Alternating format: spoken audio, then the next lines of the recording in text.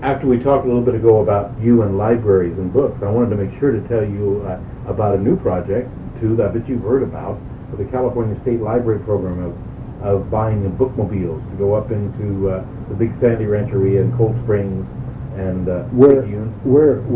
I think we're working on that through the Picayune Council already. Good. I think we're on the way. I think we already have applications and things in on that, I believe. My understanding. Good.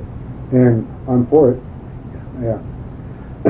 But the other things that we're going to have at this, back to the celebration again, is hopefully we're going to get contractors, Indian contractors, if they'll come up there and set up a little table, just any kind of little table, with a sign about their job, kind of if they're house builders, or if they're electricians, or if they're painters with their own company. They got a chance to have a table there and tell about it and talk to the people as they come to see them. Again, telling the society that we're doing our best to help ourselves. Or some of the bad publicity we get, bad opinion we have, is that all Indians do is sit back and cry for help, always asking for money, wanting this and that. And so we'd like to counter that type of opinion, and that's what the whole day is about. Is try to, hopefully we'll get some news media out there. If they don't come out, it's their own fault. But we're gonna drum it up enough where they're gonna be aware of it, whether they come out or not. And but I can think of at least 3 or 4 contractors, Indian contractors, that hopefully will join us. Then we have another phase, is one of the ladies that creates a lot of different Indian beadworks and Indian artifacts. They make cups and paint them with Indian design and so forth. A lot of trinkets and cups and other things saleable. We invited her to come over and set up her booth there, free of charge. Everything's free. We're not charging anybody for any booth. It's all free. And so she can come there and bring her stuff with her and sell it if somebody feel like buying it. But at least it's on display. We want that to make the event a little more attractive. People have some jewelry to look at. What's a celebration without jewelry, you know? And that's September 22nd. September, on a Friday. On a Friday, 1989. 1989, 9 to 3. 9 to 3. 6 hours. And we're working hard toward that. Now, you were going to ask a question, but I wanted to finish my story, so I think I finished it. Thank you. Any other thing that you're doing politically on a state or local level? The Picayune Council? Picayune Council, the the Sierra Indian Center. Anything else that you're doing or anticipate being involved in? The Indian Awareness Day, which we talked about. Oh yeah, Indian Awareness Day. We're with that.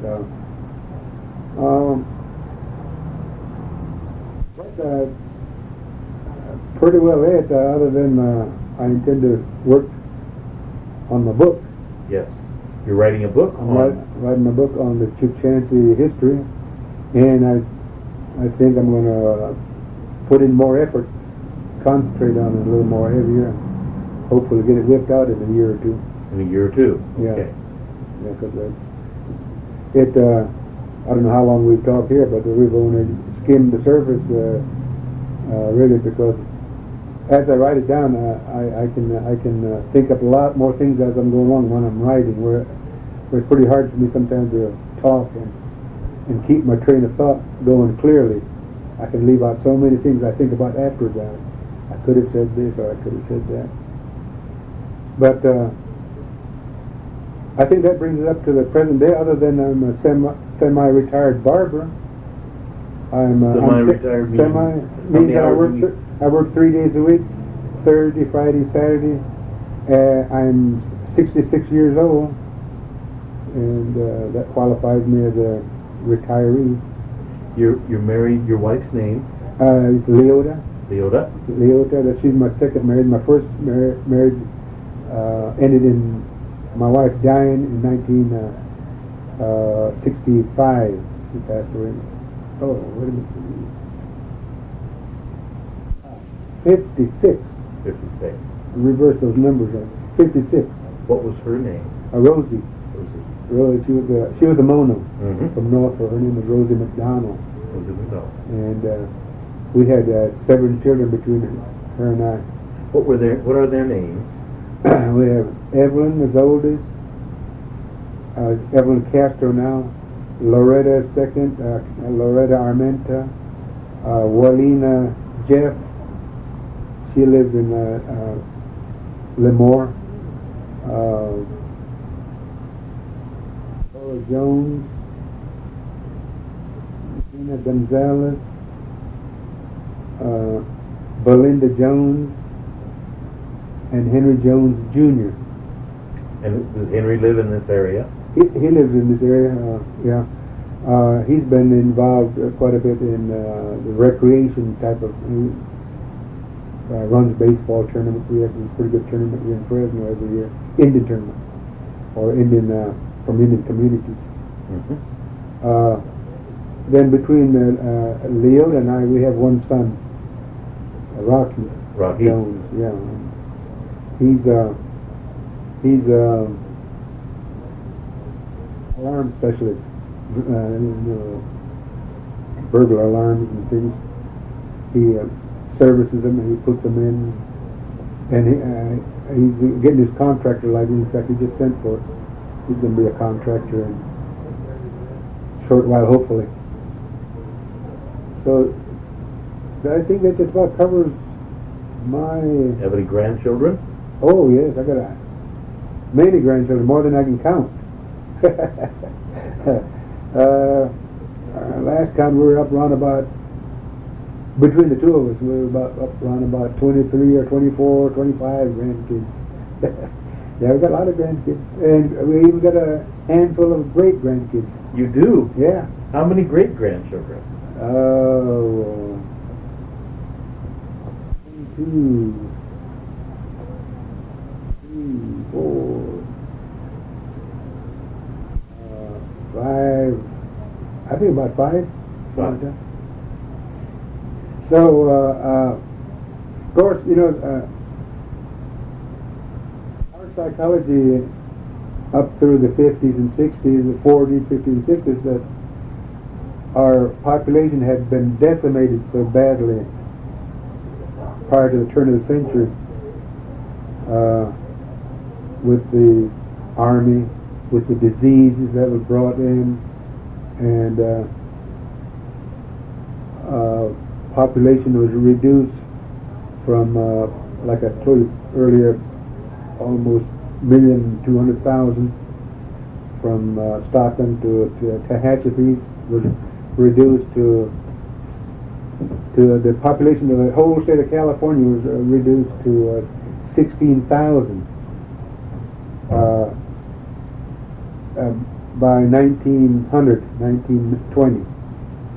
Right in there when they had a count of it, 16,000 remaining out of a good potential, easy 2 million, the state of California, because this person that took a survey from Stockton to the Tehachapi, he counted 1,200,000. And those are Yokuts, right? Well, yes.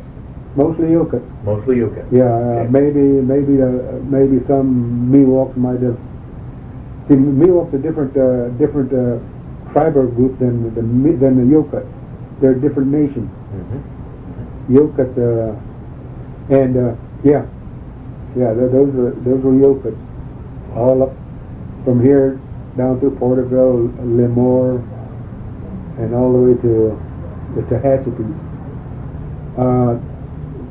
The way he proved it to me in his book was that he compared some of the words, some of the numbers that we count with I could recognize some of the numbers from even the Tehachapi tribe was very close to some of our numbers. Some of our words for person, man, was similar in some of the different tribes down the line. See, we're not talking about Chukchansi all the way down. This is only Chukchansi here, from Kings River to Fresno River up here. Right. The others are other tribes, Tachis, Hokchamnis, and Chorinamanis, right on down the line. And he said there was about 1,200,000 in his count, and that the Army made him reduce that figure to a little over 700,000. Well, even at 700,000, that was reduced the population to 16,000, a little over 16,000. These are documented figures, a little over 16,000, around about 1920. And I was born in 23, about 3 years later from this count. I wonder what the count is now. Around 75,000. Around 75,000. That's California Indians. Yeah. Okay. That's all California Indians. California Indians. That's not including Indians from the outer state. Wonder how many Yokuts there are now. Do we have any idea? No. Count? No. Okay. No, we don't have it. There's never been any particular count in that same area that I mentioned that this person was hired to survey. That same count has never been done anymore.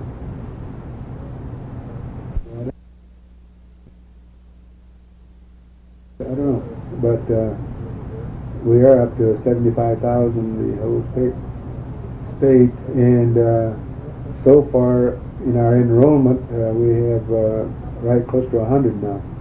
In about a month and a half, 2 months time, we've got 100 people signed up and approved. See, they've become the members, voting members. And there's a lot of others that, for one reason or another, they haven't signed up yet, haven't availed themselves. And we're hoping. There again, there's another booth, another table, information table. I want at this awareness day. Mm-hmm. I want the Picayune Council to bring a little table there with a sign on saying that the council and open to enrollment.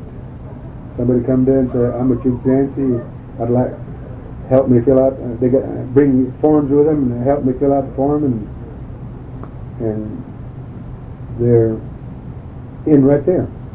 That's another phase of our purpose of our day.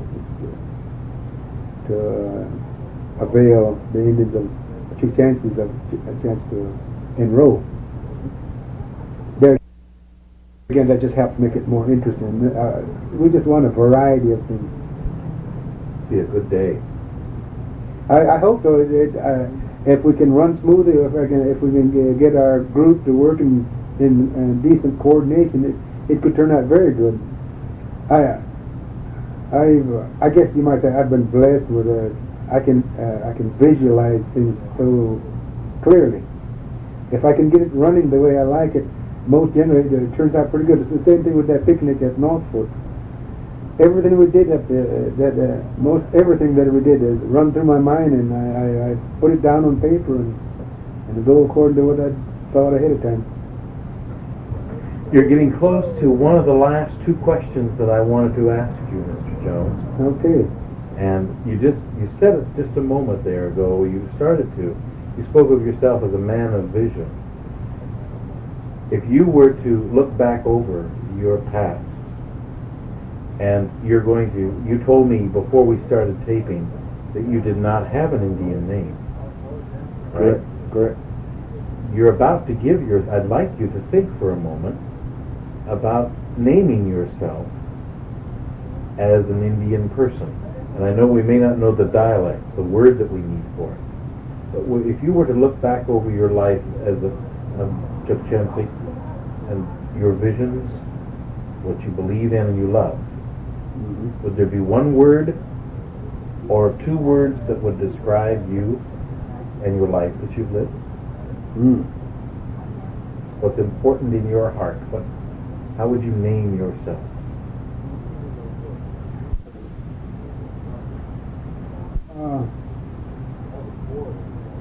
I guess you could say I'm a leader of. I'm a leader. I think I've done a lot of leading.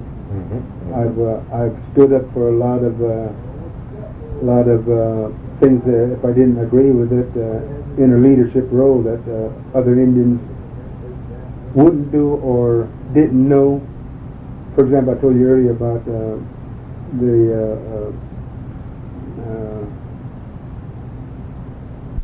I can't even think of the word I used earlier about taking the Indians out of recognition and giving them the reservations. Yes. Okay. There's a word there. Yeah, I can't think of the word either. Slipped away from me now.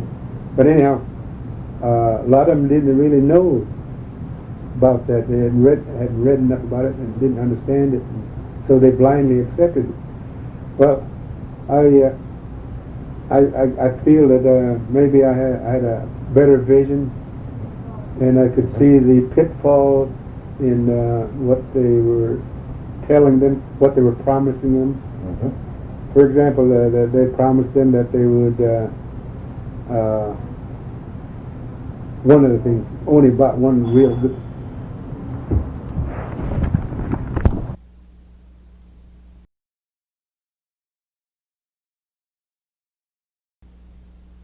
And so you're looking back at that time in which you showed some courageous leadership and some independent vision. I don't know how courageous, but dedicated. Dedicated. Dedicated. Okay. You're a dedicated leader then, aren't you? Yeah. I never have given up. I keep striving in some little form or another to keep us going. And I approach the school, for example. I've been approaching school. Last night I went to the Central Valley Indian Health Board meeting. I invited them to come to our day out there to participate, and they said gladly to do it and take blood pressures. They even contributed $100 toward our efforts. Point being is, I think I presented to them good enough, just talking to them and giving them my paper. I don't know what I have in your proposal. Proposal, yeah. And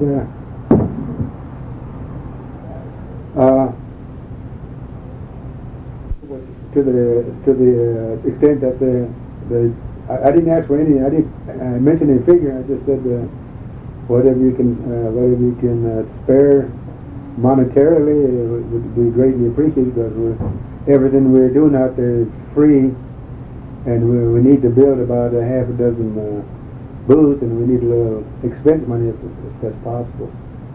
And I left it at that. And we had hoped they'd give us $50. Instead, they give us $100. So. Now I'm going to give you one more, the last question that I have for you. All right. As that leader, as that dedicated leader now, you have a chance. Let's say it's one of the few chances you may have as you walk this way with us, okay, in your life. You have a group of people who have come to you for you to teach them something about the Chukchansi. And you know that you've studied history, and you know who people are right now. Now, if you were to teach people something about the Chukchansi people, what would you teach people about them now? What would you share? I definitely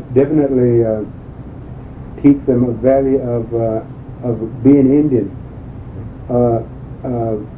remembering our Indian ways. Remember, for example, that the Great Spirit above is to me and to us should be the same person that you if you do, that you believe in, that your Bible teaches. And by the way, I've read the Bible about 3 times, so I've got a lot of ideas that backs up my thesis and my thinking on the subject. It makes me realize even more that I think the Great Spirit, as we call him, is one and the same it. So you would teach them the importance of being an Indian. Yes. Okay. Psychologically, we need this. You see, this decimation that went on during the latter part of the 18th century filters back down to a lot of the people. I'm finding that out more and more. I'm speaking to the younger generation, some of my nieces especially. They say it just makes them hot, makes them mad when they read about how badly they were, the communities was tore up years ago. Well, anything that I can, what I tell them, let's not dwell on that. Let's be as good an Indian as we can. Let's be true to ourselves. Love yourself as an Indian. A lot of them, they get hostile, and I say, cool down a little bit.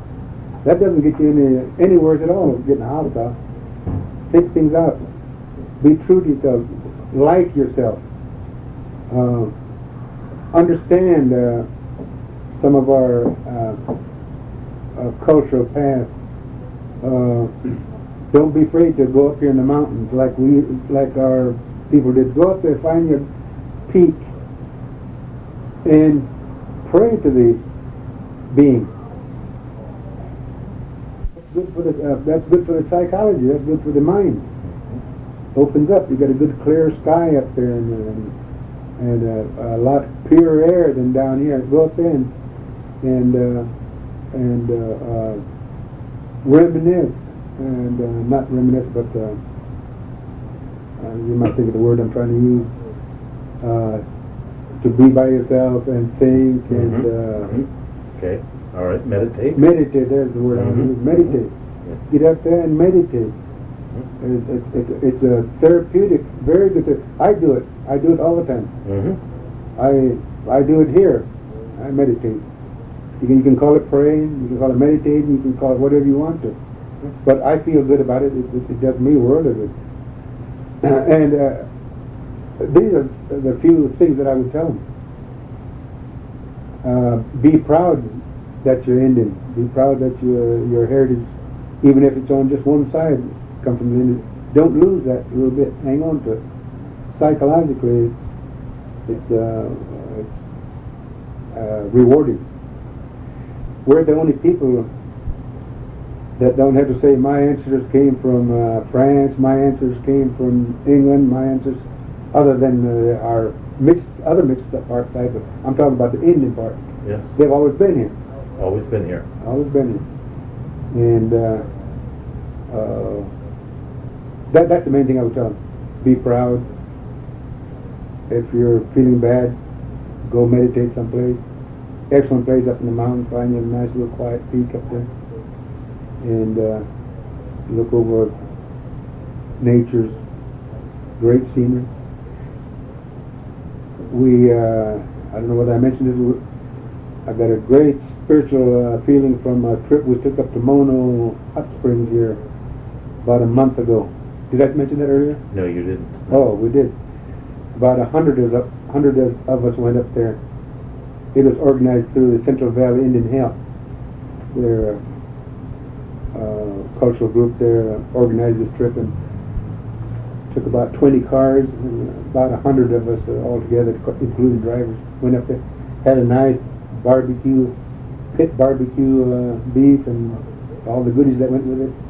Then to top it off, a lot of us went over on the hillside, then went into different springs and soaked in nice natural warm water. Those sulfur springs up there. Oh, that was good. And what really impressed me was a couple of the younger boys from Corso. One of them, I think, was probably early 20s, maybe 21, 22 possibly. He and a friend of his was a little younger. They were in one of the springs there, and they just laid back and they were singing Indian songs. kind of it sounded spiritual. It just if it wasn't a spiritual song, it should have been. It could have been. I got a tremendous feeling from that.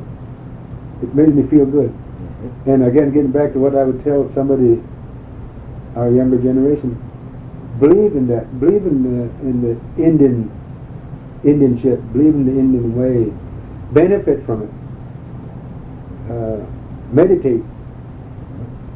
Go see some of our country back up in there. It's hard to relate to a naturalness down here in the valley. We've got all our highways, we've got all our big buildings and homes everywhere, and a multitude of people. It's very difficult. If you really need to get to yourself and do yourself some good, go up there. These are some of the things I tell people. Beautiful. Okay. We are talking about the Mono Hot Springs gathering, Yeah. and one of the oldest persons who were there, again, Mr. Jones, was who?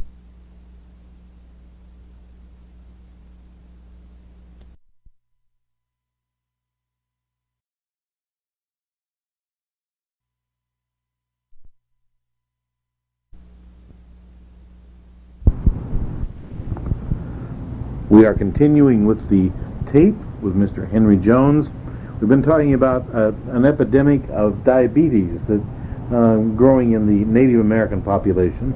We've also been talking about the fact that AIDS has now become an important concern and an epidemic within the Native American culture.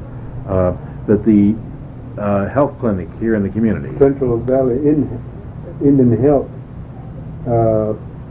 got a program granted to them to inform the Indian community about AIDS and how to prevent it,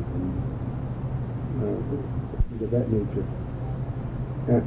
There really hasn't been any figure come out, but we feel that there is some of that disease that is creeping into the community, and if at all possible, we'd like to head that off with a little education on the subject. Mm-hmm. Mm-hmm. So so far that's about all we can and have done. But I think it's a well worthwhile project, because I've listened to 2 different times. People that they can circulate that information to I think would be beneficial to the Indian community. Mm-hmm.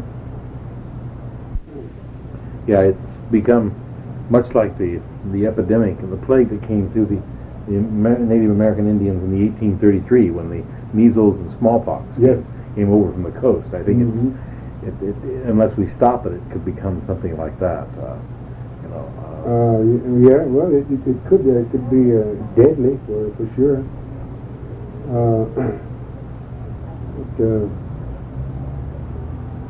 I don't know just how much you could do. I mean, the people have to listen to what you tell them and have to abide by health procedures that is recommended and stay away from it.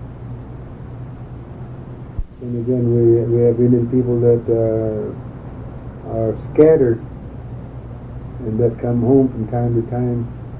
There's where the danger comes. People live in the Bay Area, people working in LA, big cities, come home time to time, come home on Indian Day, for example. Mm-hmm.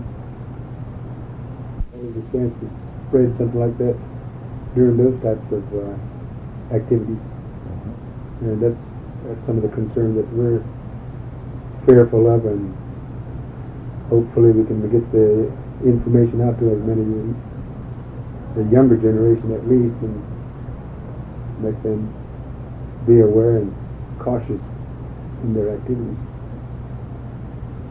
Well, that is not anything we can do. Sharing with you has been a privilege, and before I turn off the tape, your tape, you poured yourself into it a great deal. Would there be anything else that you'd like to share?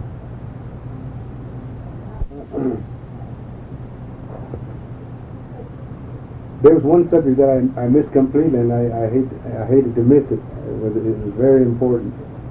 This takes us back to about 65. Recognizing that there was problem with Indian children in the schools. Stanislaus State College up here out of Turlock invited all the principals, teachers, especially principal leaders in these different schools that had Indian children in their community, in their schools, to a conference in Stanislaus State College. It was a 2-day conference, and then they, in addition to that, they invited leaders to come in and participate in this conference. It was very, very good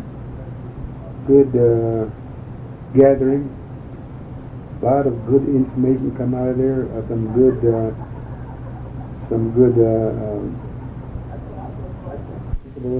teachers. Some good Indian teachers came to that. One was from Phoenix, Arizona. One was from Riverside, and I think there was 1 or 2 from up Northern California attended that. And we mauled how we thought that the schools could improve conditions for the Indian children that go to their schools. The first thing we told them that, well, we the Indians leaders and school people, school teachers, we need to have a conference of our own and let us mull it over, let us come up with some suggestions. And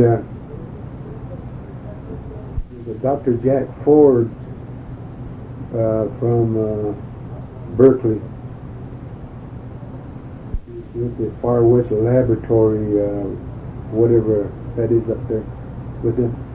He put in for a grant from the Ford, I think it was the Ford Foundation, and I don't remember how big a grant it was, but it was enough to run a conference that we formed. I mean, we held a 3-day conference in North Fork at the grammar school up there in North Fork. I think that was in 65. And a statewide conference of Indians, just Indians only. And we had a good, we talked and argued, and some of our good leaders, our arguments and whatnot, and deciphered them down to good language. And what kind of conclusions came out of that? Well, some of the conclusions come out that the big conclusion come out is that the cultural difference between students come from Indian homes and students come from white society. There's a big vast difference. There's a big vacuum in between there. There's a big difference. When the kid leaves home, goes to school, he's almost in a different world, different environment. Then when he goes back home, he's back to his old environment, which in most cases poor conditions, poor lighting, a lot of broken homes, a lot of cases where the grandmother or aunt or somebody is raising kids, and they don't have time to help the kids learn. What it boiled down to, I guess, we conclude that they need a lot of tutorial help to keep up with their white counterparts, because they're judged, their school grades and everything is judged on the white theories, which in a lot of cases is foreign to them. born to the kid coming out of a Indian home, and we made a nice report. Set up a nice report on that. What was sent to Sacramento is a progress report to the governor and the legislature by the State Advisory Commission on Indian Affairs, Senate Bill number 1007 on Indians in rural and reservation areas.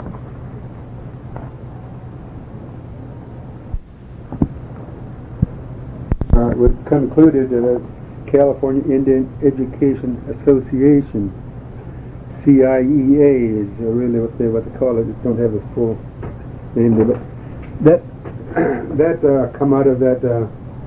A lot of our arguments, a lot of the discussions, they divided up into about I think it was 6 different groups, and they all reported back to a central committee there and expressed what their group concluded, and that was also sent up sent into Sacramento, and then circulated among all the leaders. And this was done in 65? Yeah. Any action that came out of that then in the last 20 years in terms of innovative programs for Indian education? Some of the things that have come out of it is upgrading of information on Indians in schools. Mm-hmm. A lot of the curriculum has been noticeably improved. Mm-hmm. You get a lot more subjects. Before, prior to the 60s, if you got a 3-4 page, 10 pages at the most, maybe on California Indians, you're lucky if you got that much. Now there's some extensive information that is being fed to the schools in regards to Indian education.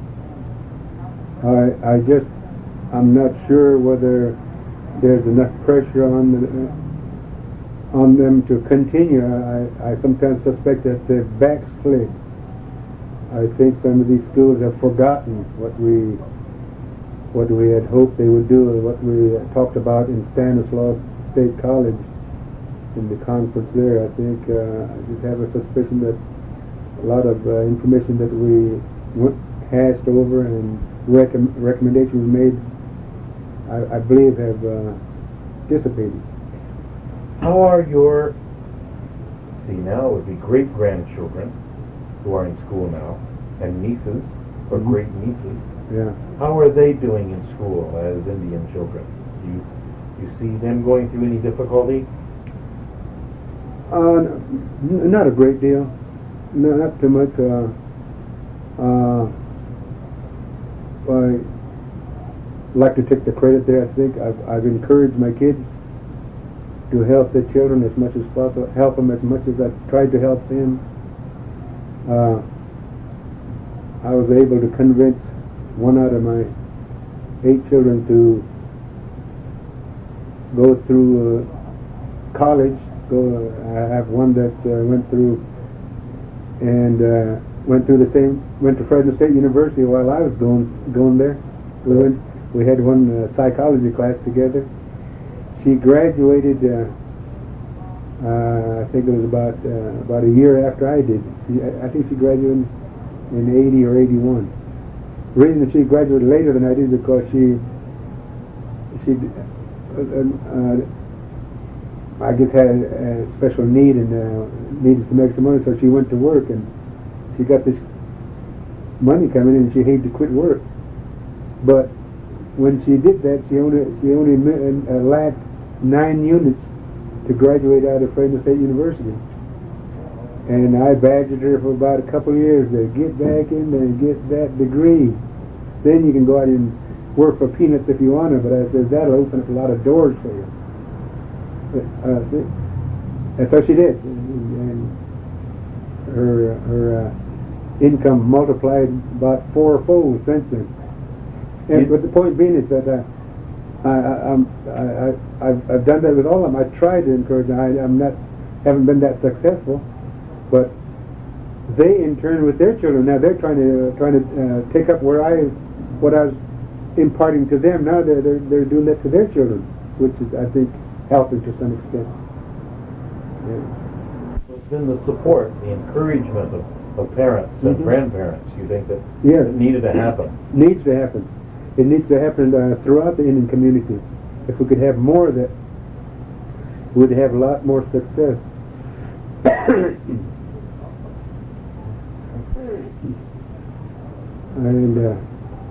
But I kind of want to get that in there because that was quite an achievement, had a great potential to it. And we do have a statewide organization that works with the school system, the California Indian Education Association, CIEA. They work with the O'Malley programs. They work with Title V, which is a federal program for education.